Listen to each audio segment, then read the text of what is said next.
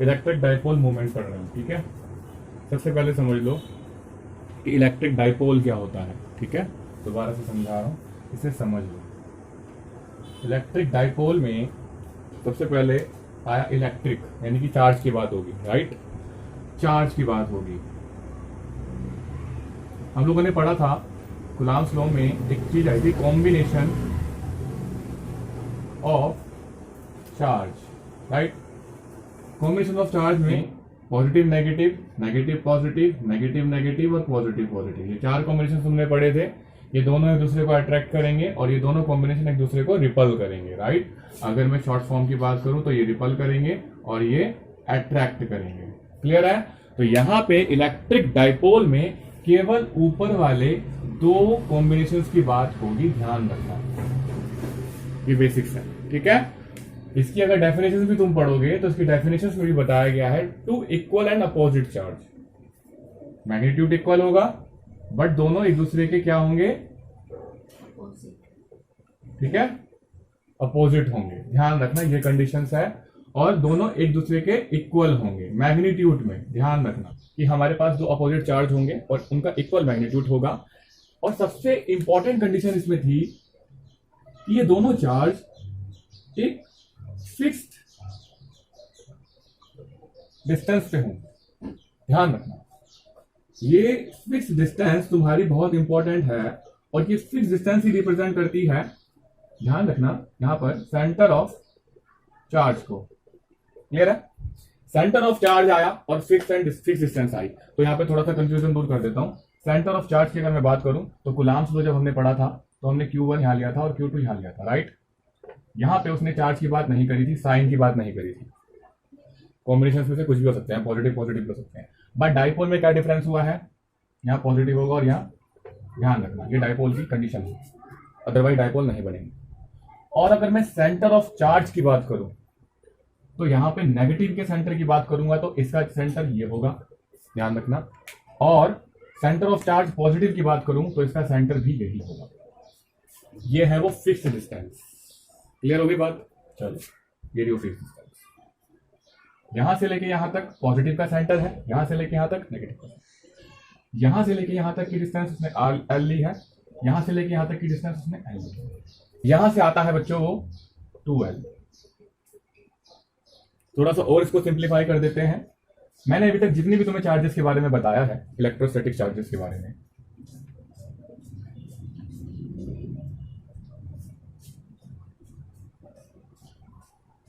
ये हमने जब भी पढ़ा था तो हम कहीं कहीं इंडिविजुअली चार्ज की बात कर रहे थे, ओनली पॉजिटिव और ओनली नेगेटिव, राइट। अभी तक हमने कॉम्बिनेशन ऑफ चार्ज के बारे में बहुत कम पढ़ा था, राइट। अब हम पढ़ रहे हैं, अगर मैं प्लस और माइनस को दोनों को बॉन्ड करके रख दूं एक फिक्स डिस्टेंस पे, तो उससे जनरेट होता है इलेक्ट्रिक डाइपोल। ध्यान रखना ये सेम मैग्नेट के डाइपोल की तरह ही होता है, बट इसमें डिफरेंस ये होता है, मैग्नेट में क्या होता है बच्चों, एन और एस होते हैं। मैग्नेट में एक क्लोज लूप बनता है, ठीक है, एन से एस जाएगा और वापस ये क्लोज लूप हो जाएगा, ध्यान रखना। बट इलेक्ट्रिक डाइपोल में क्लोज लूप नहीं बनता है। इलेक्ट्रिक डाइपोल में केवल और केवल, जैसे हमने इलेक्ट्रिक लाइन ऑफ फोर्स में पढ़ा था, क्लियर है, इधर से भी निकलेगा। अब देखो डाइपोल की तो सारी कंडीशन समझ में आ गई, दो अपोजिट चार्ज होने चाहिए, मिड डिस्टेंस समझ में आ गई, सेंटर ऑफ चार्ज, नेगेटिव का सेंटर ऑफ चार्ज ये होगा, पॉजिटिव का सेंटर ऑफ चार्ज ये होगा। और हमने क्या करा है, क्यों कर रहे हैं हम, क्यों बना रहे हैं, वाई इलेक्ट्रिक डाइपोल हम क्यों बना रहे हैं, क्यों हम पढ़ रहे हैं इस टॉपिक को, क्या मतलब है इसका, थोड़ा समझ लो। देखो अगर मैं पॉजिटिव और नेगेटिव को एक फिक्स डिस्टेंस पे ना रखूं तो बच्चों ये दोनों एक दूसरे से मिल जाएंगे और क्या बन जाएगा, तो मेरे किसी काम का नहीं रहेगा। मेरे को इन दोनों की एनर्जी चाहिए, मेरे को डाइपोल बनाने में कोई प्रॉब्लम नहीं है। P बराबर 2QL, अदरवाइज 2L की डिस्टेंस हो गई है, Q हो गया है चार्ज का मैग्नीट्यूड। अब आती है डेफिनेशंस की बारी। इलेक्ट्रिक डाइपोल मूवमेंट चार्ज के मैग्नीट्यूड और उसकी मिड डिस्टेंस के प्रोडक्ट के इक्वल होता है, ठीक है, प्रोडक्ट आ गया, that is the electric dipole movement. ये कह रही है आपकी बुक, बट इसे और सिंप्लीफाई कर लेते हैं। ये वाली कंडीशन में आ गई आपकी। अगर मैं न्यूट्रल नहीं करना चाहता पॉजिटिव नेगेटिव को, है ना, तो मैंने क्या करा है, पॉजिटिव को इधर शिफ्ट करा है एक फोर्स से और नेगेटिव को इधर शिफ्ट करा है एक फोर्स से, तो दोनों के बीच में एक लेंथ आ गई, मैंने मिड को रेफरेंस मान लिया। अब यहाँ पे मिड न्यूट्रल नहीं होगा बिकॉज एक रेफरेंस पॉइंट होगा। यहां से इक्वल डिस्टेंस पे एल पे नेगेटिव है, यहां से इक्वल डिस्टेंस एल पे पॉजिटिव है। क्लियर हो गया ना? तो मैंने दोनों को सेपरेट कर दिया, अलग अलग रख दिया एक बार पे, समझ लो। अब ये दोनों यही रहेंगे जब तक मैं चाहूं। क्लियर हो गई बात? तो that is the electric dipole. अब आती है मूवमेंट की बारी। यहां पे हम मूवमेंट रखेंगे, इसे भी समझ लो हैंड टू हैंड। मूवमेंट में कहानी क्या थी? उन्होंने कहा है कि भैया इलेक्ट्रिक डाइपोल मूवमेंट भी करेगा। अगर इलेक्ट्रिक डाइपोल की कंडीशन तुम लोग बनाओगे ना, उसे इलेक्ट्रिक डाइपोल को बनाओगे तो वो क्या करेगा? मूवमेंट भी करेगा। कैसे करेगा? उसका फॉर्मूला क्या होगा? L plus L. डिस्टेंस कितनी होगी टोटल? दोनों। और ये हो गया Q प्लस, मान लो इसको, और इसको Q नेगेटिव। एक जो चार्ज था तुम्हारा, इंडिविजुअल चार्ज ले लेते हैं, उसको मान लेते हैं Q। तो इन दोनों का जो प्रोडक्ट होगा वो होगा इलेक्ट्रिक डाइपोल मूवमेंट। अब देखो, फिर मैं तुमसे क्वेश्चन पूछता हूं, यहां तक तुम्हारी बुक में करा हुआ है। अब बताओ इसमें मूवमेंट कहां आई है? ये है वो, ये वेक्टर क्वांटिटी होती है, ध्यान रखना, ठीक है? क्योंकि भैया अगर वो रोटेट करेगा तो किसी डायरेक्शन में तो करेगा, और मैग्नीट्यूड है, दोनों आ गई ना, तो कौन सी क्वांटिटी होगी है? तो कहानी ये थी कि मूवमेंट में हमने ये सीख लिया है कि एक फिक्स डिस्टेंस आ गई, चार्ज आ गया, है ना, और एक वेक्टर क्वांटिटी हमें मिली है p। अगर समझ में आ गया तुम्हारे, ठीक है? चलो, right, that is the uniform electric field. अब समझ में आ गया? हम बात करेंगे कपल। कपल का मतलब था पॉजिटिव और नेगेटिव, और इसके बीच में जो फोर्स लग रहा है, जिस फोर्स से ये स्टेबल है, अट्रैक्टिव फोर्स से स्टेबल है, बट हमने इसके बीच में एक मिड डिस्टेंस रख दी है, सेम अभी पहले वाले बेसिस की तरह, L एंड L। ये 2L से स्टेबल है, ठीक है? Q and Q, minus Q plus Q। अब इस डाइपोल को उठा के मैं क्या करूंगा? मैं एक इलेक्ट्रिक, यूनिफॉर्म इलेक्ट्रिक फील्ड में रख दूंगा, राइट? ले रहा, ये रहा मेरा प्लस Q, और ये रहा मेरा माइनस Q। यहां पे हम बहुत सारी चीजें समझेंगे कि अब उस मूवमेंट की बात हम यहां पे समझ सकते हैं कि ये मूवमेंट कैसे करेगा, सबसे बड़ी बात, ठीक है?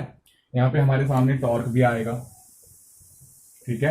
यहां पर हमारे सामने फोर्स भी आएगा, हमारे सामने वर्क भी आएगा, ठीक है?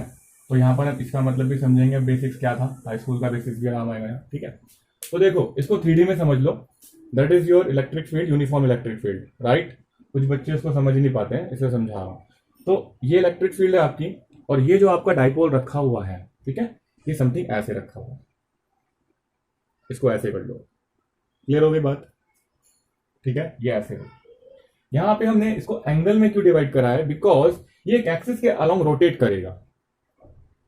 बिकॉज क्यों करेगा? हमने directions of the electric field या directions of the electric dipole movement में एक चीज मिस कर दी थी, वो थी उसकी जो डायरेक्शंस होगी वो नेगेटिव चार्ज से पॉजिटिव चार्ज की तरफ होगी।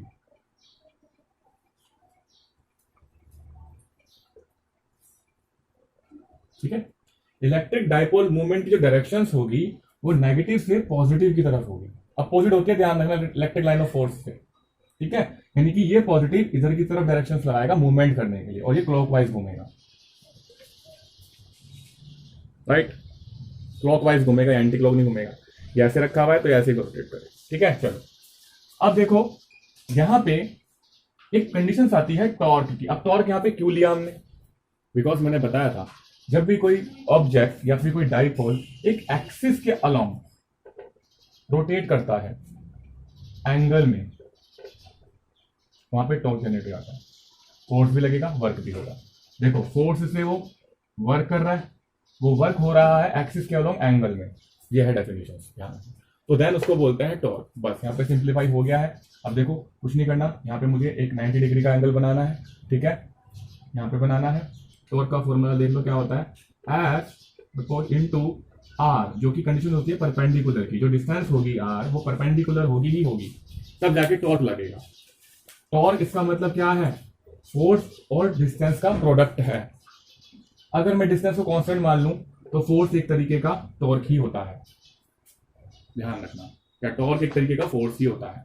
यहाँ पे डिस्टेंस ही दिखा रही है कि भैया तुम्हारे एक्सिस के अलोंग ही घूमेगा। कैसे, जैसे प्रैक्टिकल देख लो, ये हिल नहीं रहा है यहां से, ये एक्सिस के अलोंग ही घूमेगा। मोशन और रोटेशन में अंतर होता है, ठीक है, ये रोटेट करेगा लेकिन एक एक्सिस के अलोंग। जैसे तुम्हारा सीलिंग फैन, तुम्हारा डोर एक एक्सिस के अलोंग घूमता है, वो मोशन नहीं करता, राइट, वो एक्सिस के अलोंग घूम रहा है। साइकिल का पहिया अपने एक्सिस के अलोंग घूमता है और रोड भी कवर करता है। साइकिल का पहिया जब अपने एक्सिस के अलोंग घूमेगा तो टॉर्क लगेगा, तो टॉर्क को हम एनालाइज करेंगे। रोड को मोशन करने में हम उसे एनालाइज नहीं करेंगे, ठीक है, जब वो अपने एक्सिस पे घूम रहा है, ठीक है ना। चलो, जहां पर एक्सिस इंपॉर्टेंट है और एंगल इंपॉर्टेंट है, ध्यान रखना टॉर्क में, बेसिक्स था ये बस। अब देखो, हमें पता है कि डाइपोल में क्या होता है बच्चा, ये एल होती है, ये भी एल होती है, टोटल 2L हो गया। अब यहां से निकाल लो इस वाली लाइन, परपेंडिकुलर लाइन चाहिए ना हमें, ठीक है, निकाल लो, इसको ए मान लो, इसको बी मान लो, इसको सी मान लो, ठीक है ना, निकाल लो भैया, साइन थीटा से निकाल लो। साइन थीटा क्या है, BC अपॉन AC, ठीक है, BC निकल गई, क्या BC, AC साइन थीटा, ये कितना है, आगे शर्मा जी समझ में, यहां से आया था वो, थोड़ा मैथ इतनी स्ट्रॉन्ग कर लो, बहुत आसान है साइंस फिजिक्स। बस हमारी क्या निकली बच्चों, परपेंडिकुलर लाइन निकल गई, फोर्स हमारे पास है। अब देखो यहाँ पे जो इस डायरेक्शन में फोर्स लगेगा वो कितना लगेगा, इलेक्ट्रिक फील्ड ऑफ इंटेंसिटी बताया था, पर यूनिट चार्ज पे लगने वाला force, electric field of intensity, that is the FQE, वो इस डायरेक्शन में लगेगा। और पॉजिटिव पे किस डायरेक्शन में लगेगा, इस डायरेक्शन में लगेगा, F बराबर QE, ठीक है। बस F की वैल्यू मिल गई, R की वैल्यू मिल गई, पुट कर दो इसको, देखो 2L साइन थीटा और F की वैल्यू है QE, क्लियर। तो इज इक्वल टू 2QL, ऐसे लिख सकता हूं, E साइन थीटा, क्लियर है भाई। अब देखो यहां से रख दू पहली इक्वेशन से, इसकी वैल्यू यहां पुट कर दो, ये प्रूफ हो गया है तुम्हारा टॉर्क। अब इसे समझ लो ये क्या है, जल्दीबाजी में यही होता, निकल जाती है इंपॉर्टेंट चीज। मैंने डाइपोल की बात करी थी, मूवमेंट की बात करी थी, राइट, यहीं से वो पता लग रहा है, डाइपोल मूवमेंट आ गया, इलेक्ट्रिक फील्ड इंटेंसिटी आ गई, और साइन थीटा क्या दिखा रहा है, एंगल दिखा रहा है, बिकॉज टॉर्क हमेशा एंगल में घुमाएगा। क्लियर हो गई बात। अब देखो यहीं से देख लो, अगर ये चीज 3D डायग्राम में मैं तुम्हें दिखाऊं, ये इलेक्ट्रिक फील्ड है मान लो, ये इलेक्ट्रिक फील्ड, मैंने इसको ऐसे रखा है, तो बच्चों ये एंगल में घूमेगा ना, देखो एक एक्सिस के अलोंग 360 डिग्री पे है एक्सिस, जैसे सीलिंग फैन हमारा, ये देखो, तो यहाँ पर एंगल का बहुत बड़ा रोल है। इलेक्ट्रिक फील्ड ऑफ इंटेंसिटी क्यों आई है, why, because per unit charge पे लगने वाला फोर्स, उसे फोर्स ही तो घुमा रहा है, राइट, और घूम कौन रहा है, इलेक्ट्रिक डाइपोल मोमेंट। ये हो गया क्लियर, अब तो नहीं भूलोगे कभी। और इस टोटल क्वांटिटी को क्या बोलते हैं, आ गया समझ में, TORQE, टॉर्क। अब देखो थोड़ा सा इसको तो मॉडिफाई करते हैं, कंफ्यूज मत होना, इसको उल्टा लेके चलोगे तो क्या आएगा, इससे हमने ये प्रूफ कराया ना। तो बच्चों देखो मैंने तुम्हें बताया था, टॉर्क और फोर्स और वर्क एक ही है, यहाँ पे देखो इसका, इस पूरे की क्वांटिटी क्या है, ये भूल जाते हो आप लोग बस करते करते, ये इस पूरे की क्वांटिटी है, ये देखो, ये मैं लिख सकता हूं यहां से F इंटू R बराबर, थोड़ा सा क्रिएटिव बना करो, बहुत आसान है क्रिएटिव बनना, ये कहीं से मैं दूर से बाहर से नहीं लाया फॉर्मूला, हो सकता है ना ये, that is the NEET level या IIT लेवल, बस उसको उल्टा कर दो, रिवाइंड कर दो वीडियो को एक तरीके से। IITs में यही पूछा जा रहा है, F into R equal to 3E sine theta, वो बच्चा कंफ्यूज है यार ये कहां से आया, तो मैंने पढ़ा ही नहीं, न्यूमेरिकल में भी यही आता है, ठीक है, लिख लो इसको। Couple of electric dipole in uniform electric field. देखो डेरिवेशंस को करते समय ध्यान रखा करो तुम कर क्या रहे। इलेक्ट्रिक फील्ड मिल गई, इलेक्ट्रिक डाइपोल मिल गया, कपल का मतलब क्या था यार? ये कपल दो एक्सिस पे नहीं, ये coupling, right, that is the couple. Coupling force बोलते हैं वैसे इसको, ठीक है, coupling force. Because coupling force की अगर मैं बात करूं तो वो नेगेटिव से किस तरफ है? पॉजिटिव। राइट। अब देखो 3D डायग्राम में अगर मैं इसको आपको बताऊं, that is the electric field, uniform electric field, and that is the electric dipole, और नेगेटिव एंड पॉजिटिव, तो ये क्लॉकवाइज। क्लियर है? अब हमें यहां बात समझ में आ गई है। हमें दो चीजें और दिखी थी, एंगल दिखा था, टॉर्क दिखा, और हमने टॉर्क को the electric dipole moment, intensity of electric field and theta, sine theta की टर्म्स में डिवाइड कर दिया, ठीक है। और हमने यहाँ पे एक रेशियो और निकाला था कि F इंटू आर जो टॉर्क का फॉर्मूला होता है, ये इसके इक्वल भी हो सकता है, यानी कि ये जो क्वांटिटियां हैं सारी, ये दोनों की सारी क्वांटिटियां इक्वल है, क्वांटिटी देख लो, फोर्स परपेंडिकुलर लेंथ का जो प्रोडक्ट है ना, वो किसके इक्वल है? Electric dipole moment, intensity of electric field और साइन थीटा, यानी कि एंगल, राइट, एंगल। देखो आया समझ में?